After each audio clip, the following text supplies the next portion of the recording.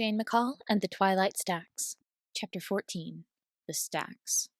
The rush of cool wind seemed familiar, at least. Once it washed over her, she opened her eyes. She stood at one end of a short, narrow hallway. It was in even worse condition than the entrance had led her to believe. Peeling carpet had been added to the peeling paint, and water stains were visible on the ceiling.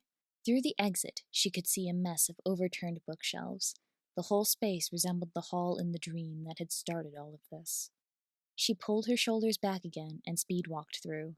The carpet seemed to cling to her shoes, and the walls pressed in until they brushed her arms. The one upside was that the tingling in her hand faded until it only registered if she focused on it. She didn't retract the mark, though. Something told her she was going to want access to her power. She took a deep breath once she stepped into the stacks proper. The relief only lasted until she registered the state of the room where she stood. What on earth? A poor choice of words for a place like the stacks, but the intent of the phrase was correct. If the entrance's condition hadn't been enough of a sign, the main room left no doubt that a catastrophe had occurred. It looked as though a hurricane had ravaged the place years ago, only for the wreckage to be left at time's mercy. The creaking of abused wood and hissing wind had replaced the soothing white noise which had dominated the soundtrack. The pleasant warmth had fled in the face of a sapping chill. Shadows which had soothed strained eyes and softened harsh edges now twisted and clawed up the walls. A door at the back had splintered as though clawed by a horde of cats. The windows which had previously let in the twilight were cracked and covered in grime. The shelves leaned haphazardly against each other, not a single one straight up the way they should have been. All were empty. Instead, the books were scattered on the floor like so many shot birds, pages strewn about like scattered feathers. They formed a layer of yellowed, moldy paper that crumbled at the brush of Jane's boots. She flinched away and considered her next move. She had to search the whole place. The destruction could hide all kinds of secrets, and Jane's memories were too fragmented to provide anything useful. She didn't even know what the layout was supposed to be. The door at the back would be a good starting point and touchstone. Once she scoured the architecture, she could brave the books to see if any were sturdy enough to withstand a reading. Even one intact page could make a difference, given what she remembered of the Stax's magic and what she could do with her own. In the end, she picked her way around the far edge of the room, one hand on the shelving attached to the wall the whole time. Trying to navigate through the maze of toppled shelves was asking for a twisted ankle at best.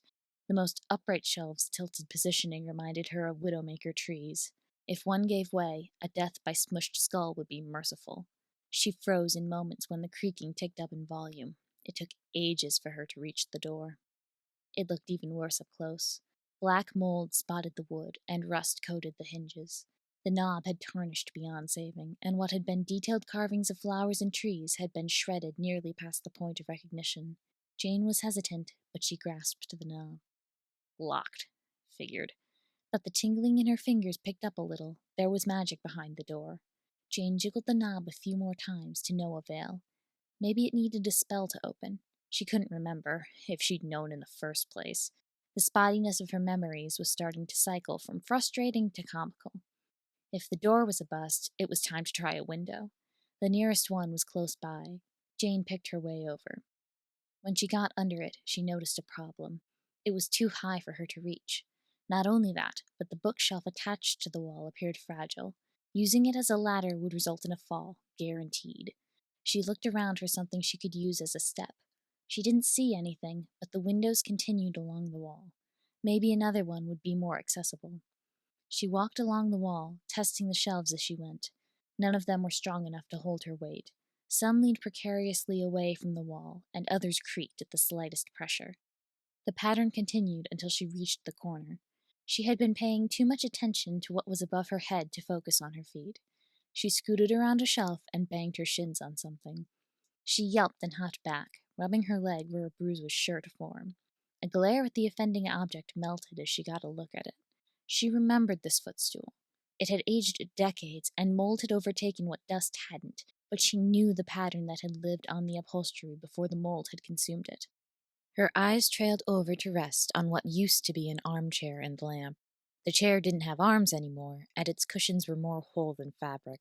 The lamp bulb had shattered onto the seat, and the shade had gone mildewy. The whole set should have been thrown away. Jane felt a hole tear itself into her heart. She circled the stool and reached for the chair. An inch from contact, she hesitated. She'd been going off of gut feelings, immature magic, and half-remembered dream flashbacks. What if she was wrong? What if this was a trap? It didn't feel like a trap, but past carelessness had led to Aunt Caroline finding her vulnerable. She looked at the destruction and sadness washed over her. Whatever had happened here was a tragedy. Even if the stacks wasn't what she believed it had been, she wanted to make it so. She supposed that answered her doubts. Her marked palm pressed into the back of the chair. A connection like the one she had shared with Jess and the pear tree, but infinitely bigger, stronger, and more supportive, slammed into place. She only had time to feel a split second of overwhelming terror before her mind went under. Queries, kudos, or concerns? Like, comment, and subscribe. Thanks for listening.